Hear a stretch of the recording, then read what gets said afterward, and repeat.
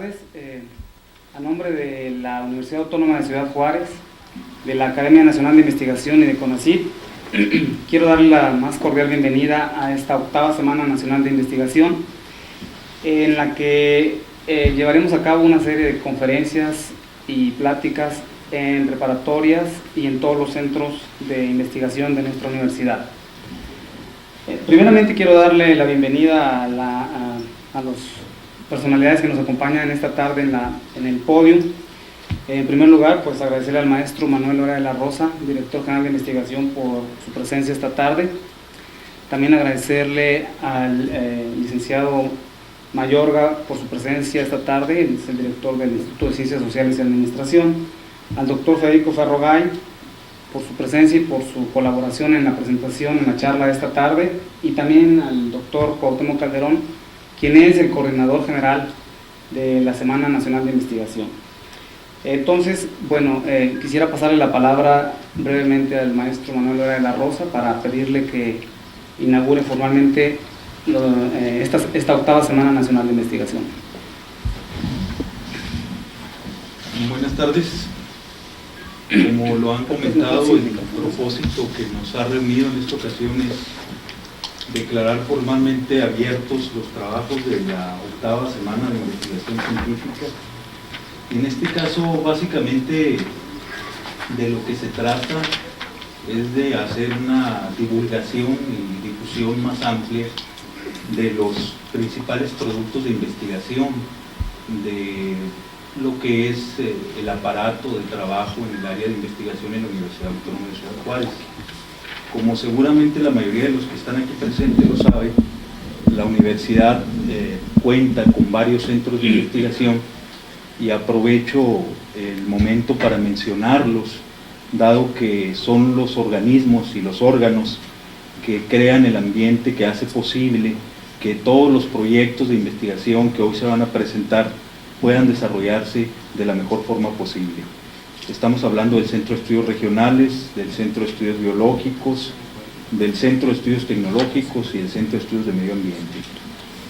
La integración de estos centros, que ha sido posible durante 1996 y que ha continuado en su expansión y en su desarrollo durante 1997, nos habla de algo que ya es visible tanto dentro de la universidad como fuera de la universidad, que lo que es el trabajo de investigación, lo que es la producción del conocimiento dentro de la universidad, ya se encuentra en este momento en un periodo de consolidación, de madurez. Estamos hablando de que tanto nuestros programas de posgrado como nuestros programas de investigación son programas bien establecidos, con investigadores profesionales, con investigadores, la mayoría de ellos con una importante trayectoria, con una graduación y una formación académica muy sólida, con interlocuciones locales, regionales, nacionales y en muchos de los casos internacionales. Su nombre es conocido dentro y fuera de la universidad y muchas veces muy bien conocido, y en realidad todo esto que estoy mencionando y estoy adelantando va a ser algo que va a ser visible durante esta semana de investigación. Durante esta semana vamos a tener la oportunidad, no solo quienes estamos ahora en esta ceremonia, sino también quienes participan a lo largo del evento, de los distintos eventos de toda la semana, de conocer a la mayoría de ellos, a muchos de ellos, y vamos a ver algo que es importante hacer notar en este momento. Si uno examina el programa que anda circulando, que es justamente esta hojita, que en algunos casos está pegada en muchos de los lugares de la universidad, uno lo que va a encontrar básicamente es mucha diversidad. Ya no se trata solo de cierta fortaleza en un área específica del conocimiento, sino se trata de una amplia diversidad de proyectos de investigación que son posibles, como lo había señalado al principio, desde los centros, y algo novedoso, ya no solo desde los centros, sino también dentro de los programas académicos. Algo que hace todavía 2, 3, 4 años era muy cuestionable, porque no habíamos encontrado la forma de relacionarnos con las áreas académicas, con las escuelas, con los departamentos, lo que ahora llamamos departamentos académicos. Es algo visible, y con mucho gusto tengo que confesar que gran parte de los proyectos y de los productos de investigación que vamos a conocer durante esta semana no solo están adscritos a los centros de investigación, sino además están adscritos y son producto de la gestión de los proyectos de investigación de los propios departamentos académicos, de los departamentos académicos enclavados en ciencias sociales, en el Instituto de Ciencias Biomédicas, en el Instituto de Ingeniería y Tecnología, y aprovecho para presentar a su director, que en esta ocasión nos acompaña. Gracias por estar con nosotros. Y desde luego que también, de alguna manera, en el Instituto de Arquitectura, Diseño y Arte. Esto que les digo de la diversidad, miren, así muy rápido hago un recuento porque lo hago con mucho gusto. En Ciencias Sociales vamos a ver cosas imposibles de conocer o de algo. Por ejemplo, tenemos un programa de economía que, gracias al organizador del evento, que es el doctor Calderón, nos viste mucho. Es un programa de economía que nos va a permitir tener entre nosotros a una de las personalidades y de los intelectuales, de los productores, de las vanguardias del conocimiento y el desarrollo del conocimiento en el área de economía política y de teoría económica a nivel internacional, que en este caso es el doctor Benetti. Es un logro muy interesante, vamos a conocer sus productos de trabajo. La conferencia de hoy del doctor Ferrogay y algunas otras conferencias nos van a permitir dar una revisada al estado y a los productos del conocimiento, a la reflexión filosófica. Vamos a tener también cosas muy interesantes asociadas con los estudios de educación. Vamos a tener una presentación interesantísima sobre la situación actual del conocimiento en historia y en particular en los estudios regionales de historia. Y de pasadita anuncio que sin quererlo se nos sincronizó el curso del doctor Semo, que va a durar prácticamente todo el tiempo que dure la semana de investigación y más allá, y vamos a conocer también de alguna manera como parte de esta semana de investigación el curso del doctor Semo. Hay también estudios culturales importantes y estudios de medio ambiente desde la perspectiva social. Y rápidamente señalo que en el área de biología, de las ciencias de la salud, tenemos cosas de nutrición, estudios sobre anatomía, sobre zoología, sobre genética, sobre patología orgánica.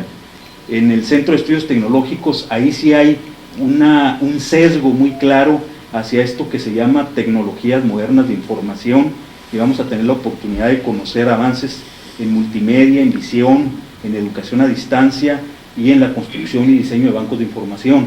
Y es muy interesante que no solo vamos a tener esto, sino que vamos a conocer una nueva infraestructura, vamos a conocer una nueva instalación, un nuevo equipo que muy recientemente se ha instalado en la universidad y que nos va a permitir prácticamente estar a la vanguardia de todas las universidades del norte del país en cuanto a tecnologías de información se refiere. Y finalmente tenemos la oportunidad también de conocer las líneas, los productos de investigación del Centro de Estudios de Medio Ambiente, y en particular en el área de ecología hay estudios de agua, hay estudios de meteorología, de paisaje, hay estudios de desarrollo sustentable de suelos. Como ustedes ven, bueno, es así un abanico muy grande, es multicolor, es muy diverso, y creo que esto es algo que tenemos que celebrar.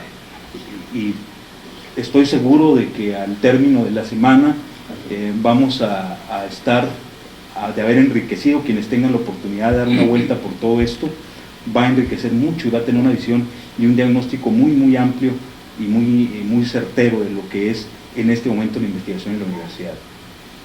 Bueno, pues a lo que venimos, el día de hoy también vamos a inaugurar esta semana con una conferencia magistral de parte de nuestro profesor emérito, el doctor Federico Ferrogay.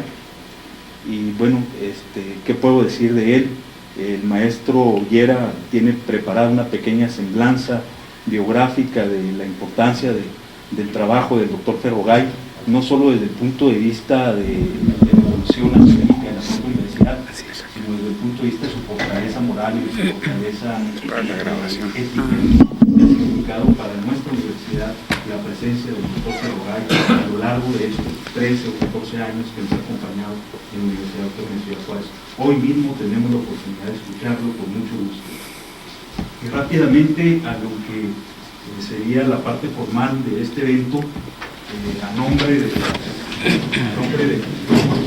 las autoridades universitarias, especialmente en representación del maestro Rubén Lau Rojo, rector de la Universidad Autónoma de Ciudad Juárez, tengo el honor de declarar hoy, 14 de abril de 1997, en punto de las 6:30 de la tarde, formalmente abiertos los trabajos de la 8ª semana de investigación científica en coordinación con la Academia de Investigación Científica y el CONACYT. Nuestra universidad está organizando en bien de la ciencia nacional. Muchas gracias por su presencia y finalmente, para despedirnos, deseo agradecer infinitamente el trabajo de la propia Academia de Investigación Científica, el trabajo de CONACYT, los recursos de CONACYT, el ánimo y la gran logística que han desplegado para que esto sea posible, el interés, el cuidado que ha puesto, el empeño, el coraje que ha puesto el doctor Calderón en la organización de este evento.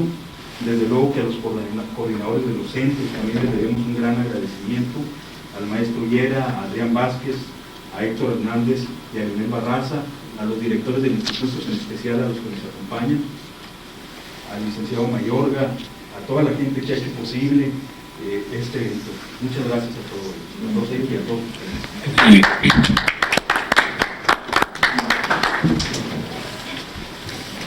Bien, entonces, yo por lo pronto agradezco muchísimo la invitación que se me hizo para participar en esta semana y sobre todo el honor inmerecido que me dieron de iniciar con mi intervención esta misma semana. Solo que posiblemente no se pensó que yo nunca hablo de ciencia y que la ciencia y yo no estamos en relaciones buenas. Lo que yo trato siempre de hacer en estas intervenciones durante estas semanas son reflexiones que, bueno, la experiencia y la vida pues cotidiana me han hecho tener a lo largo de mi existencia. Y en estos últimos tiempos, tal vez porque uno se hace cada día más viejo, en estos últimos tiempos el argumento que yo he preferido tocar en diferentes aspectos, en todas las intervenciones que he tenido el honor de tener, es el tema del amor, pero no del amor conocido como lo conocemos hoy en día a través de los medios de difusión, sino el más alto valor humano, que desde mi óptica, desde mi perspectiva, es el único medio, el único recurso que tenemos para retornar pues a cauces más humanos dentro de nuestra existencia.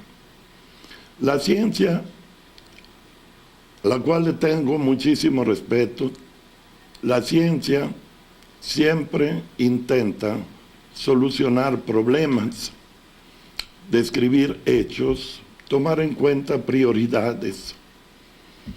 Pero tal vez la ciencia se ha olvidado que la verdadera prioridad que tenemos, sobre todo en nuestros días, pero siempre, es la prioridad humana, es el ser humano, es su felicidad. Entonces, esta primera intervención, usted me lo dispensará, está fuera del terreno científico, pero constituye una reflexión. Y alguien, tal vez, al escuchar el título de esta intervención, que lo voy a decir, es Empédocles y Dante, dos filósofos del amor. Puede ser que se pregunte, un poco asombrado, ¿qué relación puede haber entre el antiquísimo filósofo Empédocles y el medieval filósofo Dante? La contestación a esta pregunta es muy sencilla, es muy fácil. Los dos, aunque de diferente manera, consideran al amor, es decir, este altísimo valor humano, como la única fuerza capaz de mover al mundo o de transformarlo. Empédocles piensa que el amor estructuró al mundo. Dante piensa que el amor lo puede transformar. Empédocles, por su parte, como veremos, considera el amor una fuerza motriz que no interviene tan solo en la estructuración física del mundo, sino que explica conjuntamente con su contrapartida el odio, los avatares históricos, las condiciones alternas de las vicisitudes humanas. Dante, desde su óptica prerrenacentista, considera el amor como el único recurso al alcance del hombre para transformar al mundo, para alcanzar el ideal de la unión y de la solidaridad. Ahora bien, el discurso acerca del amor, como acabo de decir, es, para mi ver, de estricta actualidad en nuestro tiempo. Como tal vez no lo haya sido en todo el transcurso de la historia de nuestra civilización. La razón es porque nuestro mundo ha alcanzado niveles de violencia y de contaminación de la palabra amor como en ningún otro periodo anterior. La ferocidad y misericordia de la violencia es algo que vivimos a diario y algo que se incrementa día con día. La contaminación del amor, por otra parte, es algo que rebasa toda imaginación, desde el momento que en todos los medios de comunicación se identifica el amor con las más disparatadas situaciones. Por consiguiente, no considero tiempo perdido retomar más serias reflexiones sobre lo que es el verdadero amor. Intentar, por lo menos, de considerarlo como un valor y no un bien. Un valor, no un bien. Un satisfactor de una necesidad permanente, no un satisfactor de una necesidad transitoria. Y por tanto, trabajar todo lo que podamos para realizarlo en nuestras vidas y proyectarlo en la sociedad en que vivimos como un ancla de salvación. El recuerdo de los dos filósofos mencionados nos servirá de guía y de estímulo. Empecemos pues por Empédocles. Empédocles nace en la colonia griega de Acragas, situada en la isla de Sicilia, en el año 439 antes de nuestra era. 493 antes de nuestra era. La ciudad en que nace Empédocles pertenece ahora a Italia y se llama Agrigento. Fue este pensador un profundo conocedor de la filosofía anterior y en política partidario de la democracia, que contribuyó a instaurar en su ciudad natal. Ahora, si bien renunció al trono que sus conciudadanos le ofrecían, recorrió la isla de Sicilia revestido de púrpura y de oro, proclamándose como un dios bajado del cielo para ilustración de los mortales. Practicó la medicina y desarrolló estudios científicos valiosos, pero presentándose ante sus atónitos secuaces como un taumaturgo. También su muerte está rodeada de misterio, ya que el pueblo, impresionado todavía por los órficos, el movimiento órfico, creyó verlo desaparecer en el cráter del Etna. Debemos recordar a este respecto que el famoso dramaturgo y poeta alemán Hölderlin, Friedrich Hölderlin, dedicó a Empédocles una de sus mejores obras, La muerte de Empédocles. A las personas pues angustiadas por sus dudas, por sus zozobras, por sus dolores, en lugar de ir con un psicólogo o un psiquiatra, se dirigen a un psíquico. Todavía hoy en día se hace esto. ¿Por qué? Porque desgraciadamente la ciencia nunca ha podido ni podrá jamás contestar todas las preguntas. Esto sí, o sea, los que tienen una aureola mística de religión tienen la pretensión de tener las respuestas adecuadas. Y el hombre acude a ellos, a pesar de ser constantemente engañado. Pero Empédocles no es de estos. Empédocles se presenta como un taumaturgo, pero para proporcionar su ciencia, su verdadera ciencia. Entonces, en su de taumaturgo, el siciliano logró ser aceptado por sus sufridos compatriotas, cosas que no habría podido hacer si se hubiera presentado como médico. Y pudo así defenderlos de plagas atávicas, el terrible sirocco, un viento muy pernicioso, y el azote de la malaria, que es tradicional en estas regiones. Ahora bien, de las influencias que recibe Empédocles, la que sobresale y se mantiene firme a lo largo de toda su filosofía es el pensamiento de Parménides, el que inaugura toda una época dentro de la filosofía griega. El ser, dice Empédocles, es decir, la realidad, es estático, es eterno. Y en su poema acerca de la naturaleza lo dice con estas palabras: necios, pues no tienen preocupaciones de largo alcance. Los que piensan que puede llegar a ser lo que fue previamente, o que algo pueda nacer o ser destruido totalmente.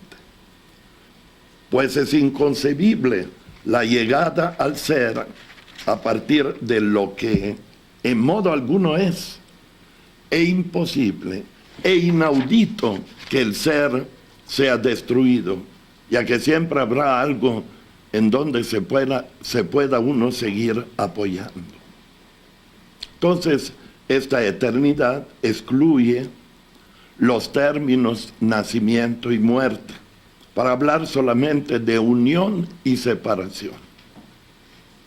Unión y separación de las partes provocadas por la doble acción de las fuerzas motrices, es decir, del amor o del odio. El amor une, da vida, proporciona vida. El odio destruye. Que pueden considerarse respectivamente como movimiento centrípeto y centrífugo. Empédocles, dentro de su lenguaje, acuña dos términos para designar estas fuerzas: filotes, el amor; neikos, el odio. Entonces, Empédocles sacrifica el monismo tan caro a los milesios y al mismo Parménides al afirmar que nunca hubo una unidad originaria, sino desde siempre 4 sustancias distintas. Así lo dice en su poema. Escucha primero las 4 raíces, lo que Empédocles llama rizómata. De todas las cosas, Zeus resplandeciente, Hera dadora de vida, Edoneo Inestis, que con sus lágrimas empapa las fuentes de los mortales.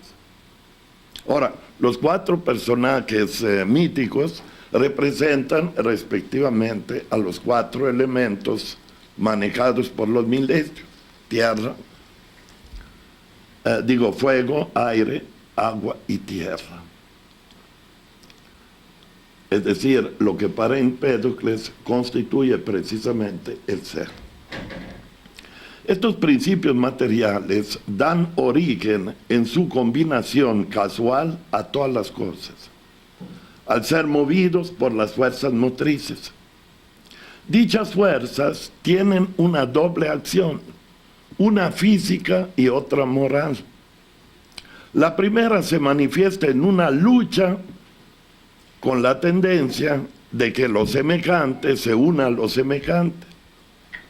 En el amor, los elementos se mezclan mutuamente para producir los cuerpos compuestos.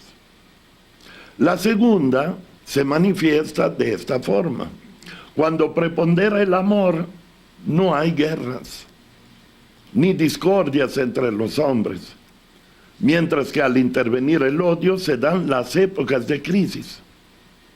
En estas consideraciones hay ciertamente un intento de filosofía de la historia, esto es, un intento de detectar fuerzas que mueven el quehacer humano como un todo. Los ciclos cósmicos, según Empédocles, empiezan entonces con el período del amor. O sea, esta es la fuerza motriz que al unir las 4 raíces forman los cuerpos compuestos. Y Empédocles llama a esta época sphairos, que es un término que puede indicar esfera, o sea, la redondez, la perfección.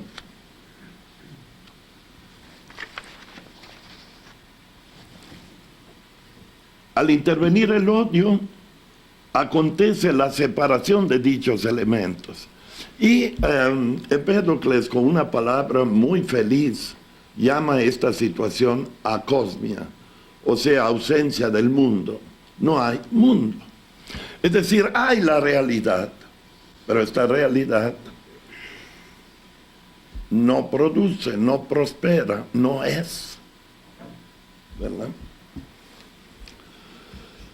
Entonces,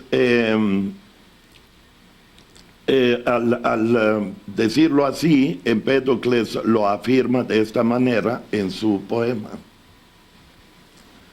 Y a la vez no se menciona causa alguna del movimiento en sí, salvo que los seres son así por naturaleza. Cuando el odio poderoso cobró fuerza en sus miembros y alcanzó sus prerrogativas, al cumplirse el tiempo fijado para su retorno por un amplio juramento. Esto implica que el cambio es necesario. Pero espero que me haya dado a entender sobre este hecho importante por lo que se refiere a la filosofía del amor. El amor es una fuerza que une todo el universo. Es todo lo que produce, lo que es positivo dentro del universo, lo que mantiene la vida, lo que es real, lo que sirve, lo que es valioso. El odio lo destruye. A este respecto me viene a la mente un pensamiento de una teología laica contemporánea, la teología en proceso, así llamada, la que funda Alfred Whitehead y Charles Morgan. Esta teología, por primera cosa, se pregunta, al plantearse el problema de la existencia de Dios, ¿qué es? ¿Qué hay? ¿Qué existe que verdaderamente pueda revelarnos el porqué, la razón de ser de esta existencia, o sea, de la existencia divina. Como hipótesis, no como afirmación tajante, sino como hipótesis. ¿Qué es? Y ellos contestan, es el amor. ¿Por qué? Porque pese a todos los esfuerzos que los hombres han hecho constantemente para autodestruirse, no lo han logrado. ¿Qué es lo que mantiene este equilibrio después de las épocas profundas de crisis? Es Dios. ¿Y qué es Dios? Es la fuerza del amor. Y esta afirmación que hace ellos se reconecta obviamente con el cristianismo tradicional, cuando el apóstol Juan dice Dios es amor.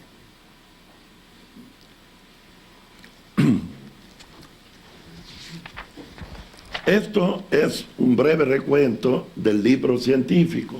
Pasamos ahora al libro místico, o sea, el que se titula Las Purificaciones. En este encontramos un paralelismo con lo científico del otro texto. Un paralelismo. Y podríamos casi decir que este paralelismo consiste en una divulgación de las ideas científicas. Dice Empédocles en este nuevo poema: al principio, esto es, en el estado de inocencia de los hombres, ellos no tenían ningún dios Ares, ni Quirino, ni Zeus rey, ni Cronos, ni Poseidón, sino una sola reina, Cipris. O sea, en un principio los hombres vivían bien, no había discordia, no estaba el dios Ares, dios de la guerra. Estaba solamente la diosa Cipris, es decir, Afrodita, Venus, la diosa del amor. Estas consideraciones las retomará Lucrecio en su poema acerca de la naturaleza de las cosas. El esfairos aquí es descrito casi con las mismas palabras que en el poema físico. Pero lo que es interesante es que aquí se explica el por qué el amor, fuerza motriz del universo, dejó de funcionar. El pecado y la violencia determinó el fin del reinado del amor. Y lo dice Empédocles con estos versos: no cesarán ustedes con la horrible matanza. Es que no ven ustedes que se están devorando recíprocamente en su insensata locura. ¿No es esta una descripción adecuada de nuestro tiempo? ¿Qué es lo que rompió con el amor? La violencia, el egoísmo. La alternación de las sucesivas influencias del amor y del odio está simbolizada en los ciclos de transmigración de las almas después de su primera caída. Los versos del poema dicen: nacen de entre las fieras bajo forma de leones que acechan en sus montaraces guaridas, y de los árboles de hermoso follaje en figura de laureles. Y añade: yo fui en otro tiempo muchacho y muchacha, arbusto, ave y mudo pez marino. Y luego dice: y al final llegan a ser adivinos, cantores de himnos, médicos y príncipes entre los hombres de la tierra. Oh amigos que habitan cerca de la Acrópolis en la gran ciudad de la dorada Cragas, cuidadosos de buenas acciones, puertos respetuosos de los extranjeros, ignorantes de la maldad, salve. yo camino entre todos ustedes como un Dios inmortal, ya no mortal, honrado como merezco, con la cabeza ceñida de bandeletas y coronas floridas. Cuando con mis seguidores, hombres y mujeres, entre las prósperas ciudades, se me tributan honores divinos, me siguen en número incontables, preguntándome por el sendero del lucro. Unos buscan la adivinación y otros, afligidos desde mucho tiempo por atroces dolores, desean oír la palabra que cura toda clase de enfermedades. Esto es efectivamente el destino, la actividad a la cual Empédocles se dedicó. En este último fragmento podemos contemplar a Empédocles en todo su esplendor de taumaturgo y redentor, proclamando él mismo los objetivos de su misión: liberar el alma de los temores y el cuerpo de sus flaquezas. Entonces, yo pienso que son muchas las aportaciones de este gran siciliano al pensamiento occidental. Si dejamos a un lado toda la cosmogonía y la cosmología, que sería largo aquí relatar, y no vendría al caso para nuestra intervención, lo que sí es importante es que al llamar amor y odio a la fuerza de atracción y de repulsión, confirió un toque ético a la filosofía natural y desarrolló la primera tentativa para percatarse de una manera racional del complejo vaivén del quehacer humano. O sea, intentó dar un sentido a la vida del hombre. Intentó explicarse el por qué el hombre es así.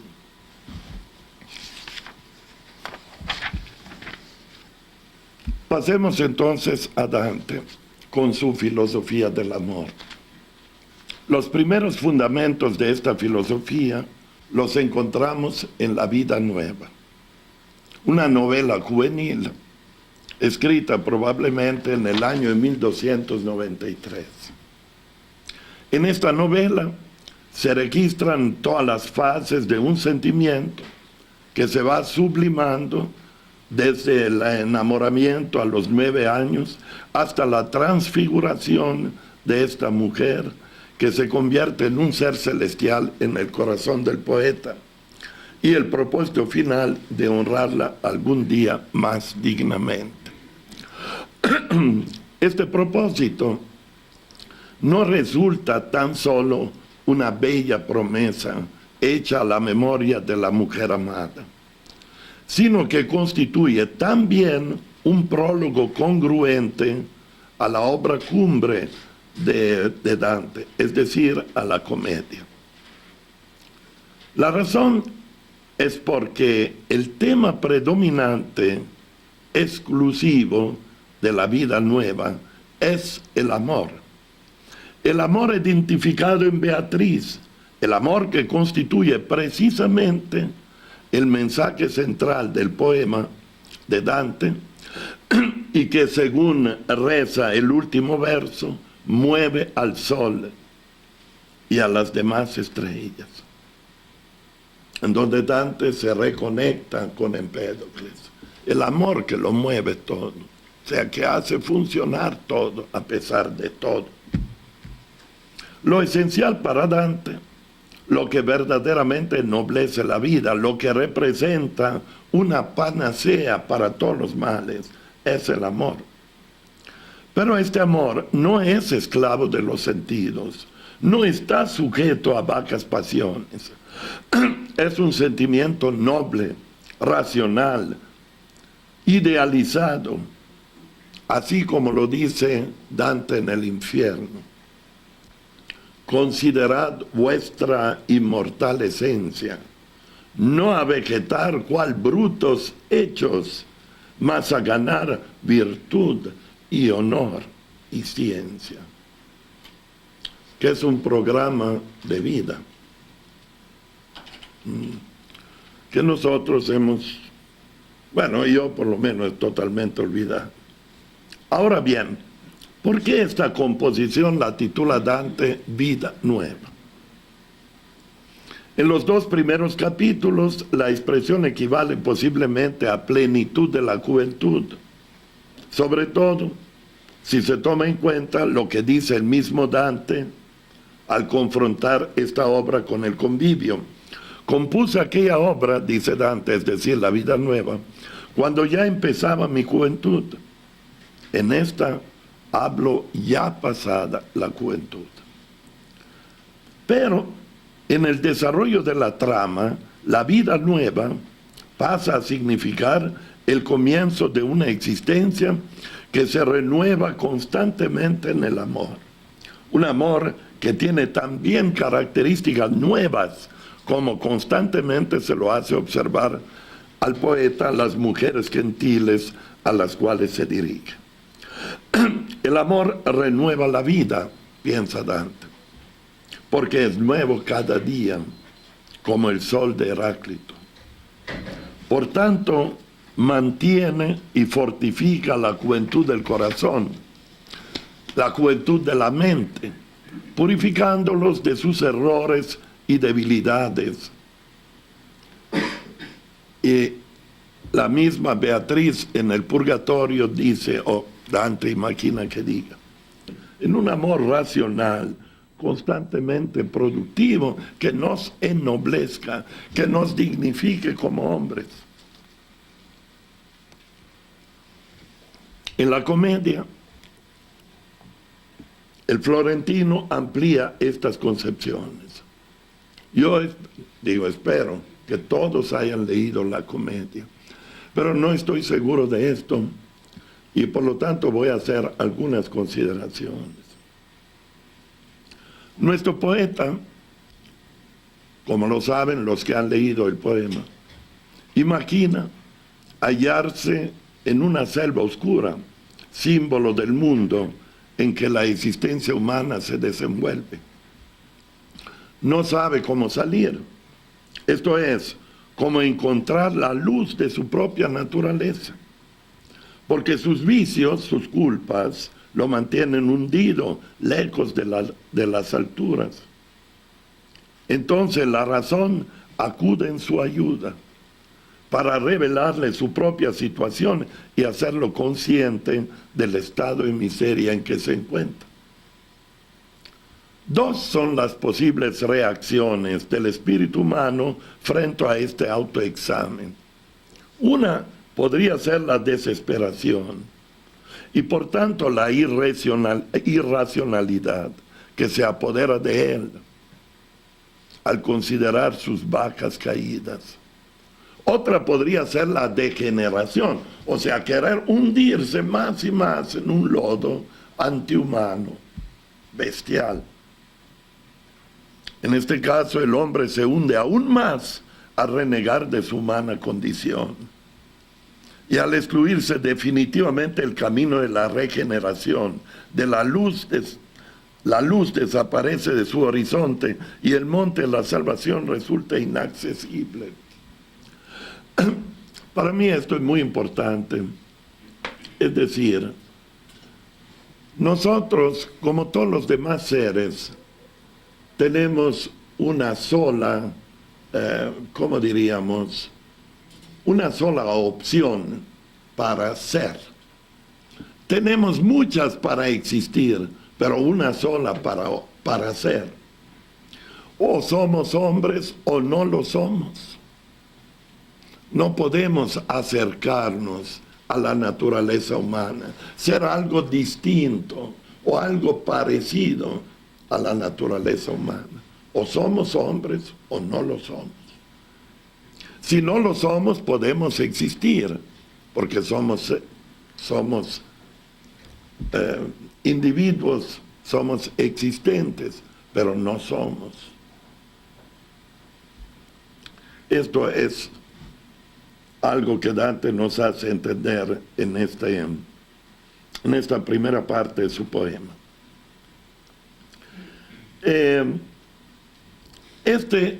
Esta condición que acabo más o menos de escribir es para Dante el infierno. Este es el infierno. Lugar de desesperación infinita, matizada de odios inconmensurables, en donde se realiza la deshumanización del hombre, convertido para siempre en una bestia, perseguido por los fantasmas de sus pecados, aquigantados por su propia autoaniquilación. No podría ser una mejor descripción de nuestra sociedad actual. Por lo tanto, si nosotros decimos vivimos en un infierno, no decimos metafóricamente, lo decimos en sentido propio, en este sentido. O sea, en un lugar indigno para el hombre, en un lugar donde el hombre no puede realizarse a sí mismo, no puede alcanzar su naturaleza, en donde todo lo que lo rodea es un estímulo para degradarse, no para ennoblecerse. Ahora, por otra parte, puede resolverse a emprender a través de un duro esfuerzo y de un firme acto volitivo el doble camino del arrepentimiento y de la expiación. Puede decidir realizar la ardua tarea de volverse íntegramente hombre. Una expresión que usan mucho ustedes los mexicanos y que usaban mis antepasados romanos: sé hombre. Lo malo es que en nuestro tiempo ser hombre, así como lo dice, es ser machos. El macho es una bestia. Ser hombre es difícil, ser macho es facilísimo. Cualquiera que tenga, lo es.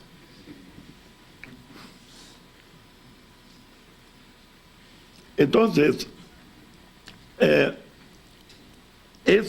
para Dante es el purgatorio. O sea, camino de purificación, lleno de abrojos y espinas, que Dante simboliza en la montaña, en los 7 círculos. Sin embargo, el poeta admira profundamente, y esto es también importante, a ciertos pecadores y los convierte en símbolos de humanidad racional, como es el caso de Ulises, cuya empresa representa la aventura del conocimiento humano, que no admite límites ni imposiciones. Ulises para Dante está en el infierno teológicamente, pero filosóficamente se constituye en el modelo para la humanidad de todos los tiempos, que desafía lo desconocido. A medida de que el hombre va ascendiendo esta montaña, se siente más ligero por el peso de las culpas que ha dejado enterradas en cada etapa de su penitencia. Al completarse los eslabones de esta regeneración, el hombre borra de la mente el último vestigio de recuerdo de sus pecados para llenarla con pensamientos racionales, humanos en una palabra. Dante simboliza esta doble acción purificadora con las aguas de los famosos ríos platónicos, el Leteo y el Eunoé. Claro está que el olvido del pecado, Dante usa la palabra pecado, pero la palabra pecado aquí es en sentido humano, no religioso, ¿verdad?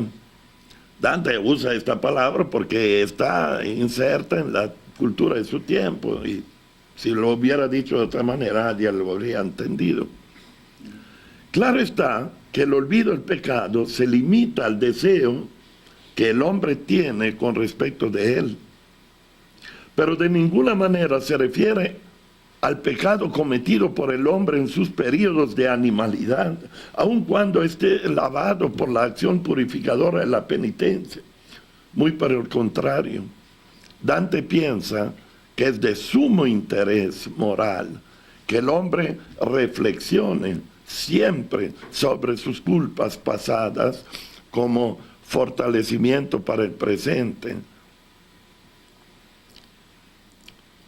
Al completar la ascensión del Sagrado Monte, el hombre habrá alcanzado la perfección relativa a su propia naturaleza, habrá llegado al paraíso que la simboliza.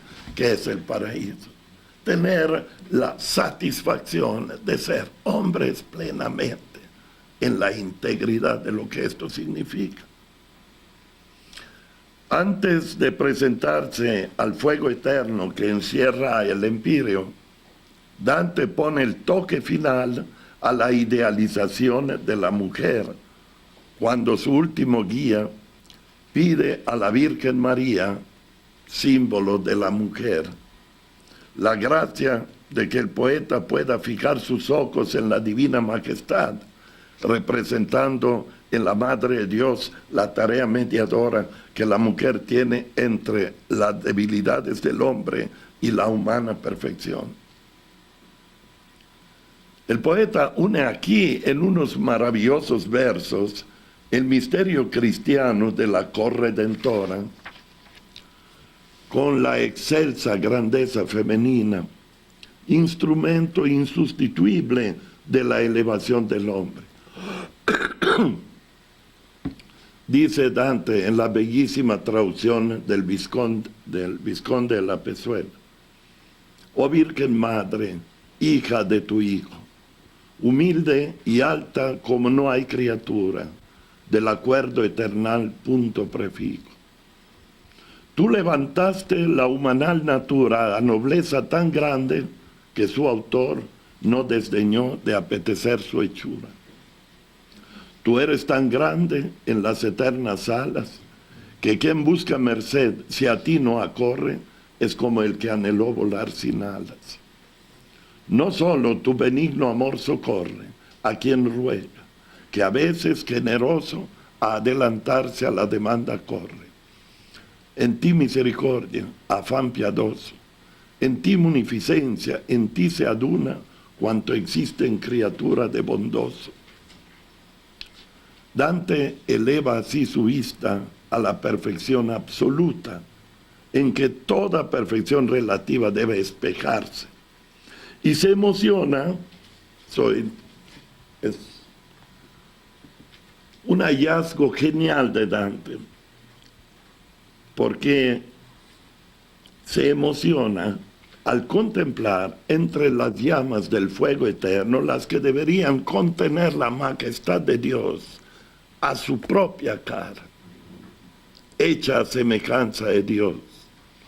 Así como toda perfección necesita de un término para compararse. Y entonces, aniquilado por esta contemplación, como el hombre que en su constante mejoramiento ve perfilarse nuevos horizontes, resume en unos dramáticos versos que son los últimos de la comedia, su propio mensaje a la humanidad. Dice, siempre en la traducción del Visconde de la Pezuela: aquí mi alta invención fue ya impotente, cual rueda que gira en vueltas bellas, el mío y su querer movió igualmente, el amor que al sol mueve y a las estrellas. Este último verso es la reconexión que podríamos encontrar de Dante con Empédocles. Empédocles pensó en el amor como una fuerza motriz, y Dante en su último verso define a Dios como el amor que mueve, que produce, que hace prosperar, que purifica. El mensaje de Dante, entonces, a la humanidad, se apoya en dos factores básicos. Primeramente, el ser humano debe reconquistar su propia dignidad, perdida a través de la culpa, la cual le hizo trocar su naturaleza en otra inferior. El simbolismo medieval del pecado adquiere aquí el valor de un fracaso integral del hombre en cuanto tal. En segundo lugar, esta redignificación deberá tener como consecuencia el reconocimiento de la igualdad de la naturaleza con los demás a través del amor racional, que es fraternidad, mutua comprensión, solidaridad.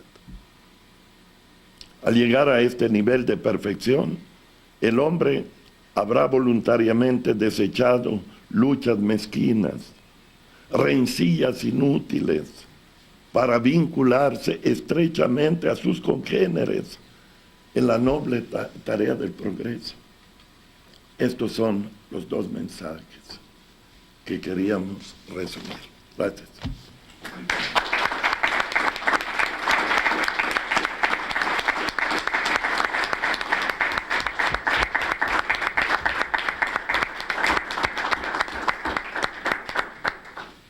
Muy bien, pasamos ahora, si existe alguna pregunta o algún comentario, vamos a ir a la sesión para...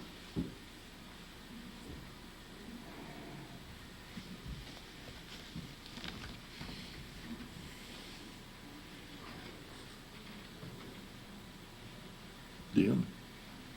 No estoy muy seguro de tener clara la pregunta, porque hay mucho que meditar. Primero, hay mucha profundidad en mi opinión, muchos de los conceptos que nos exponen, y mi gran desconocimiento de la antigua Grecia. Pero ¿sería posible hacer fijar un horizonte de nuestra sociedad moderna con respecto al amor? Es decir, ¿por qué la sociedad moderna, a pesar de tener toda esta historia de conocimiento del amor, toda esta experiencia humanística de lo que el odio y el amor hacen a su propia civilización, y todavía no concretemos en una filosofía moderna del amor? Pues yo pienso que no hay una filosofía moderna del amor, en el sentido que el hombre ha sido siempre igual a sí mismo. O sea, la filosofía que produce Empédocles en su tiempo sirve para nosotros igualmente en nuestros días, mucho más todavía la de Dante, porque esto es mi pensar, no sé qué dirán los historiadores al respecto, pero la historia humana es una repetición de hechos bajo diferentes circunstancias. Pero el ser humano, en su naturaleza, en su esencia, siempre igual, no ha cambiado, estructuralmente no ha cambiado. Sus actitudes son las mismas. Ahora usted dice, ¿por qué? Bueno, a esta pregunta que se hace muchas veces, yo tengo una sola contestación, que la da el poeta romano Ovidio. Ovidio decía, veo el bien y lo apruebo, sin embargo sigo lo malo. Ahora, ¿por qué me lo preguntas? ¿Por qué? No lo sé, pero así pasa. O sea, veo el bien, lo apruebo. O sea, veo todo esto y me entusiasma. Lo quisiera seguir, lo quisiera realizar. ¿Qué hago? Todo lo contrario. ¿Por qué?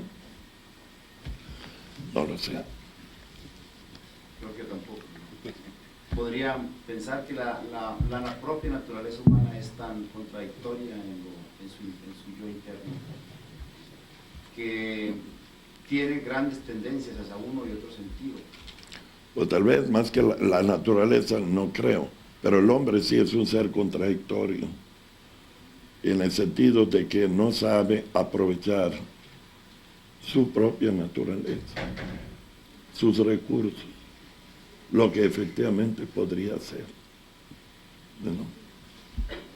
Ya nomás un comentario para eso, no sé si hay, curiosamente nos hemos especializado en proporcionarnos bienestar, pero parece que nos estamos especializando en no darnos felicidad. Así es.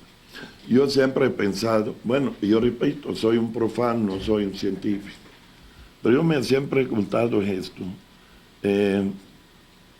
¿por qué la ciencia, que en nuestros días ha alcanzado obviamente niveles jamás alcanzados anteriormente, se han puesto problemas que, como diría, no solucionan los problemas reales, o sea, problemas imaginados, pero no reales, en el sentido que no se propone resolver el problema humano, nuestro problema humano, lo más importante, lo esencial. Ya Epicuro en su tiempo había escrito a su discípulo Heródoto: si la ciencia no sirve al hombre es inútil. O sea, si la ciencia no hace al hombre mejor, es inútil, no sirve. Entonces, todos los esfuerzos que se hacen en ciertas líneas, sobre todo de investigación, ¿por qué no dirigirlos a otras investigaciones más importantes desde el punto de vista humano? Yo no sé, yo, repito, soy un extraordinario profano. Leí en el periódico hoy que los ingenieros genéticos se plantean la pregunta si la clonación humana es o no es importante. Digo, ¿a dónde hemos llegado a una concepción de este tipo? Y no nos ponemos a pensar cuáles son los problemas humanos reales, los que tenemos encima, ¿verdad? A los cuales nadie pone atención y que, pues, con el pasar del tiempo empeoran, se agigantan y llegan efectivamente a ser verdaderos destructores. Digo, no concibo un desperdicio de energía, de talento en cosas que degeneran al hombre, o sea, le hacen perder su sentido de lo que es, ¿verdad? Y no dirigirlo hacia cosas mucho más importantes para él. Pues curiosamente, las nuevas corrientes modernas de la ciencia que buscan una respuesta a los grandes errores de la ciencia en el pasado, hablan ahora de armonía hombre-naturaleza, que en esencia yo pienso que debe tener como base lo que ustedes puso. El objetivo de la ciencia y su aplicación, la tecnología, pues es mejorar las condiciones de vida del hombre, cuando menos ese debería de ser el motivo, si es que cuando no lo es, y muchos así lo manifiestan.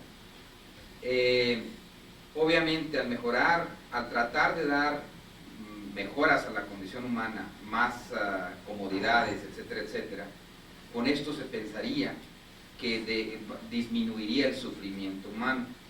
Y al disminuir el sufrimiento humano, pues obviamente se tendría pues un panorama cuando menos mejor para la evolución del hombre como ser. Así es. Y ahora me pregunto, en ese contexto, usted puso dos filósofos muy distantes entre sí y distantes entre ellos hacia nosotros. Así es. Hemos visto cómo la ciencia ha avanzado y mi pregunta es, ¿el hombre ha avanzado en su concepción? Eso es precisamente una pregunta clave que me he hecho siempre. Para mí no, ha retrocedido en muchos sentidos. Entonces el objetivo de la ciencia, así manifiesto por los muchos científicos, aunque veamos que a veces se tergiversa esto, de mejorar la condición humana, ¿ha fallado? Yo pienso que sí. Y la razón es porque no sé si nadie